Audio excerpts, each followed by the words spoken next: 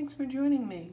In this video tutorial, I'm going to explain how to use my floating ring technique to make solid granny squares continuously, joined as you go, with no breaks or cutting of the yarn in between. So actually, these 6 squares were all worked with one length of yarn. So I'm going to show you how to do that, and because I use special techniques, there will be a lot of things that might seem new and unusual. So keep an open mind and be patient, follow along and practice, and hopefully you will be able to master this technique as well. Before we go on, just notice that each motif is 3 rounds and joined, of course, in just a grid pattern. I'm just doing this swatch of 6 squares, but of course if you wanted to make a bigger piece, that's perfectly okay. And a little gimmick here, we don't need scissors, so put those away. And to just prove that this is all one length of yarn, I'm going to frog it.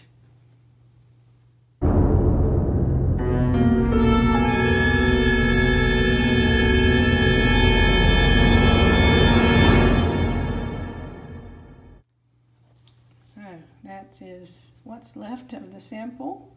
I'm just going to reuse that and make the sample all over again to teach you how to do this amazing method of doing squares one after the other with my floating ring technique.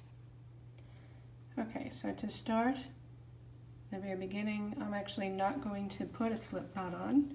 I'm going to go straight away and make a floating ring. And again, if this sounds strange or if you've never heard of this before, please watch the background or introductory videos that I've put in the description box, and that will really explain more in depth what's going on here. But for now, I'm going to start with a yarn over the hook and just hold on to the tail and pinch, yarn over, pinch, yarn over, pull through 2. Okay, so that is the floating ring made. The first stitch of the first round is a double crochet, and to make that I'm going to grab the tail and wrap it around from underneath, front to back, like that, 2 times to set up the first double crochet. I'm doing that instead of a chain 3 because it actually looks like a double crochet. The appearance is just so much better, and it carries the yarn up for us between each round. So that will be more obvious or make more sense as we go on. Okay, so the first round we have just like a typical granny square where we have 4 groups of 3 double crochets. So I'm doing another double crochet and the 3rd crochet in the center ring. The corners have 2 chains, and I'm just going to continue around doing 3 double crochets, chain 2 in the corner until I get to the last corner. After you've done the 4 groups of 3 double crochets and you get to the last corner, do a chain 1, find the first stitch of the round and work a single crochet into that stitch. Normally you would do a chain and 2 chains and a slip stitch, but at the end of every round do the corners like that. Okay, let's start round 2. Again, the first stitch of round 2 is a double crochet. And again, grab the beginning tail, wrap it around twice, just like we did before, to set up that double crochet and finish it off. For the second round, we work another, just open that up, another double crochet in the same space.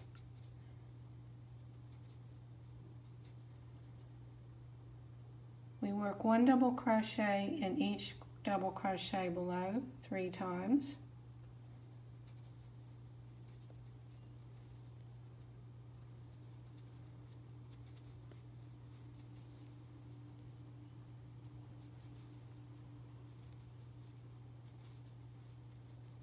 Two more double crochets in the next space.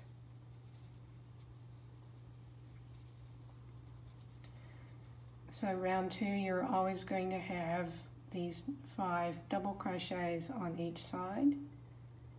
We're at the corner now, so chain 2 and follow the pattern of 2 double crochet in the same space. Oops.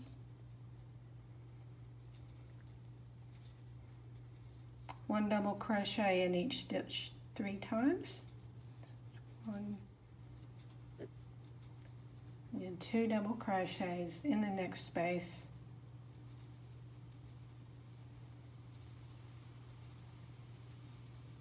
Chain 2 for the corner.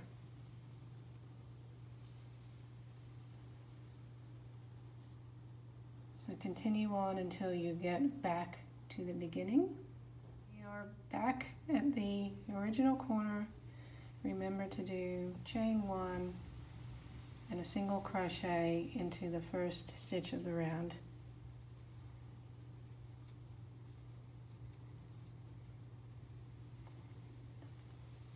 Round 3, again, we use the tail to do our setup for that first double crochet of the third round. Another double crochet in the same space, and this time a double crochet in each of the 7 stitches on each side. Remember, we've got 2 double crochets in the next space, and again chain 2 for the corner. So this third round will have 11 double crochets per side. Continue with that pattern, starting with the 2 double crochets in the same space, 7 double crochets, 1 in each stitch. And when we get to the third round here, we're going to stop after we've made the third side. So I've done the 11 here, chain 2, 11 stitches here, chain 2, 11 stitches here. No chains, don't do the chains, because now it's time to start the second square. Now this is where things really start getting interesting. To continue on, you will need a stitch holder. Just put that in the live stitch, because we're going to drop that off in a minute. I'll talk about that more as we come to it. So let that stitch marker hang there. To begin the next square, we need 3 yarn overs, and then let's do the floating ring.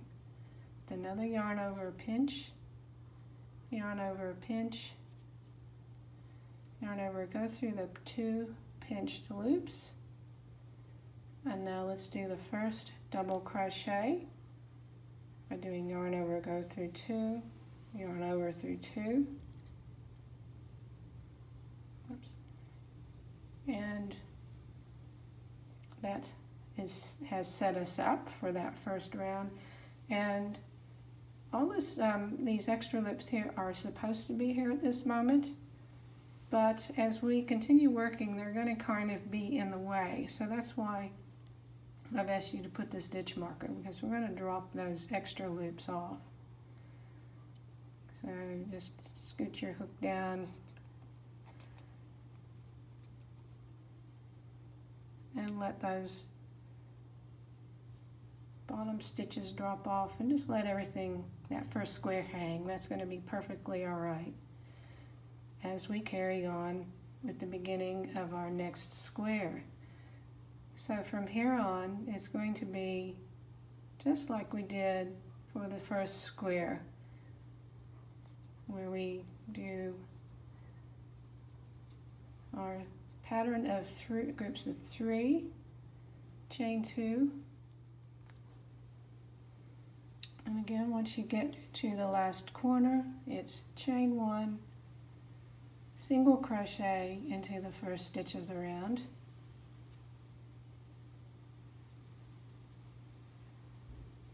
and to set up the next double crochet, since we've got this connecting thread here, we do things a little bit differently. To set up the 2 extra loops we need for that double crochet, take the little square you have, take it behind, flip it over the hook, and that's made 1 loop. Do that again to make the second loop, and now we're ready to go for that first double crochet.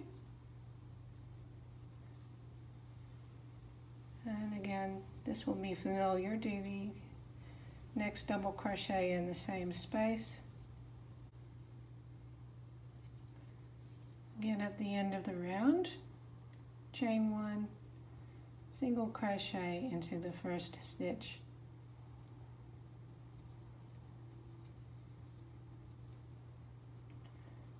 And that's where we are now. That's the second round. Now the third round is where we really get serious, because now we, as we work the stitches along this edge, we are at the same time going to be joining to the stitches along this edge. So this is going to be a brand new technique here. So I'll slow things down a little bit and make sure I go slowly so you can see what's going on. Now on the third round, to set it up, take the hook out, go back to the stitch we're holding, and put that stitch on the hook. Find the connecting thread, take the hook underneath and behind to get the yarn over, and then put the live loop back on the hook and tighten that up. And that's the setup to begin our third round. Yarn over, go through 2, yarn over, pull through 2 for the first double crochet. Now, since this first stitch of the first square is already joined to the first stitch of our second square we're working on now, we're going to ignore the first stitch here, move to the second double crochet, and look up the top to find its chain, and we're going to take the hook through the back loop, just sort of dip your hook down, go through the back loop of that stitch, and then work our double crochet in the space, just like this. So again, yarn around, pull up a loop, go through 2, and on the last pull through, go through everything. And that's what it joins one square to the next.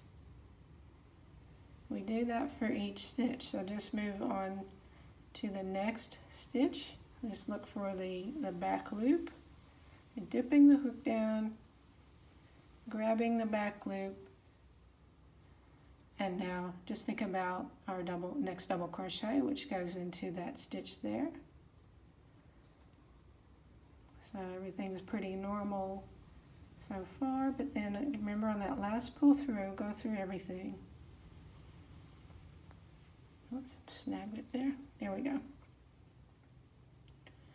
So it's kind of just one extra step before you do each double crochet. Just remember you've got to grab on to the back loop and then pretty much make the next stitch as normal, but just remembering the last pull through goes through all 3 loops. Again, that goes for every stitch on this side. Just kind of grabbing and going, I suppose it would be one way of describing it. And it might seem a little bit awkward at first, and you know, depending on how you hold your hook, you may have to improvise a little bit, but this technique is well worth learning because I'd rather be doing this than sewing squares together. So I hope you learn to do this, and as you pick it up, it goes along pretty quickly once you get the skill mastered. It'll just be like working any other stitch. You see, I can kind of sail along. I've been doing this for some time, but practice and you'll get it soon enough. Okay, so that was all the stitches that belong in stitches below. Don't forget we've got 2 more that go into the space.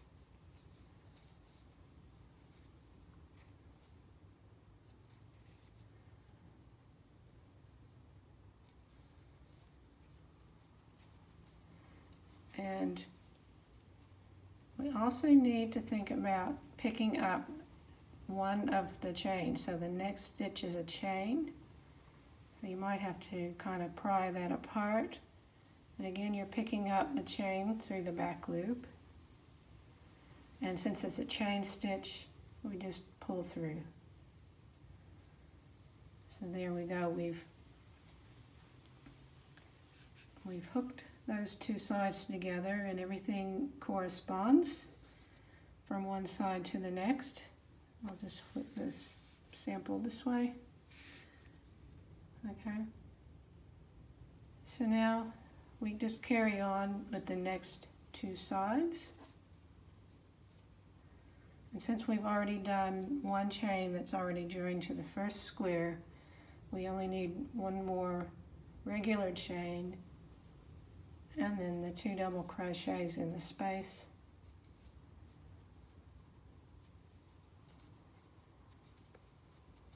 And so on until you get, again, just to that 3rd side. So we've done the join, that side there and that side there. And remember, we stop after the group of double crochets. Don't do the chains yet. And move on to the next square. So just repeat what we've done here. Just rewind if you need a review. And work 1 more square on the end here. And now that the 3rd square has been added, notice again I stopped just after I've made those 11 double crochets. And if I wanted to go on and make this sample longer, well, now's the time to do it. That's where I would add more on. Again, just working the same as I did these 2 previous ones. But this sample is only going to be 3 squares. So the next step is to come back and finish off the tops of these squares and get ourselves back to the beginning of the row. And to do that is pretty straightforward. We begin by just working in our normal pattern across the top of this first square. So that's the 11 double crochets across the top. And as you can see, we're back at the corner of this square. And because this is a return row, if you want to call it that, there's something slightly different to do. To finish off that corner, we do chain 1 and look for a couple strands of the seam between the 2 squares and grab a couple threads there and work a single crochet. And what that does is just like before, kind of, it gave us a corner, but it has also given us the beginning of the corner for our next square over here. So to continue on, work what will be the second chain of this corner, and then the pattern as established with 2 double crochets in the space, and so on. I'll just show you that one more time when we get to the next corner.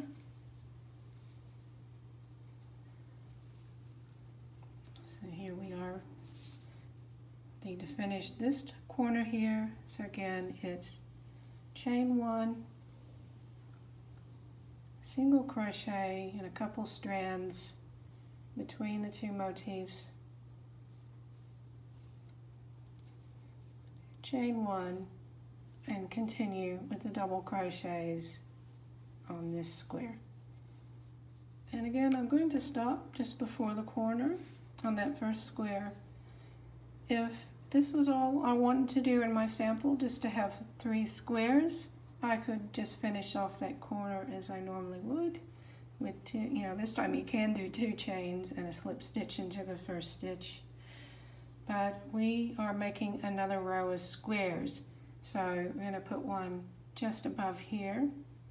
And even though the orientation is different, we're still going to work this square exactly like we did these 2. So I'll pop that one on for you and catch you up in a minute. So notice to do this first square of the next row, we have the first joined side, and then we turn the corner and do that side. So only 2 sides, it being at the beginning of the row, so don't let that throw you. That's how that's supposed to look. I'm going to go ahead and start this square here, and I'll pause when I get to the corner because there's an extra step to do before you join to that side. So I'm just now working my way along this edge, and just to remind you and show you what's going to happen in this intersection, don't forget to do that last chain 1, and it's going to be, kind of, I don't know what the word is, kind of busy, I suppose, where you've got to fish out that chain 1, go through that back loop. Sometimes it helps to look this way. There, we've got it. Let's pick up the chain, and that's the first side done. But before we hook up these stitches, I strongly suggest that you do a slip stitch through this space here. So think of it as the southwest square. I like to do a slip stitch in there because it just tightens everything up. Things can look a little bit loose or baggy if you don't do that. So that really establishes that corner really well. And let's do the other side of this square now. It's a bit tangled. Again, we're grabbing and going, and the first stitch, of course, of that side is a chain stitch. So find that the back loop of the chain stitch of the next square, pull through, and off we go again, just one stitch after the other. Of course, that next stitch is going to be the double crochet in the space, and so on.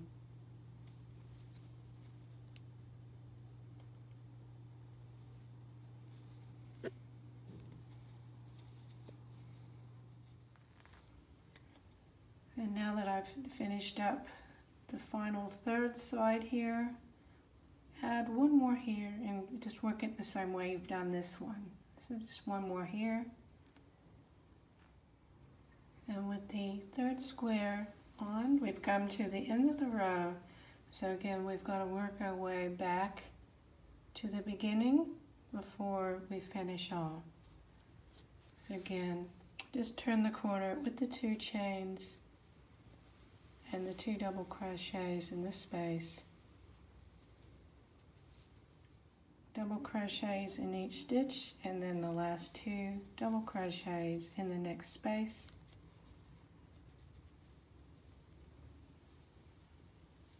To finish off the corner, chain 1, single crochet into a couple strands between the 2 squares,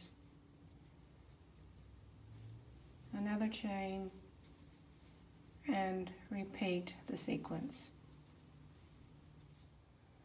And now that we're back at the beginning, again, if I wanted to make another row, now's the time to do it. But we're going to just finish off, just continue around the corner.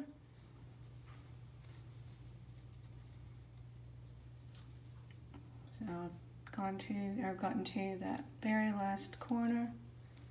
Again, it's a chain, single crochet between, chain 1, and slip stitch in the very beginning.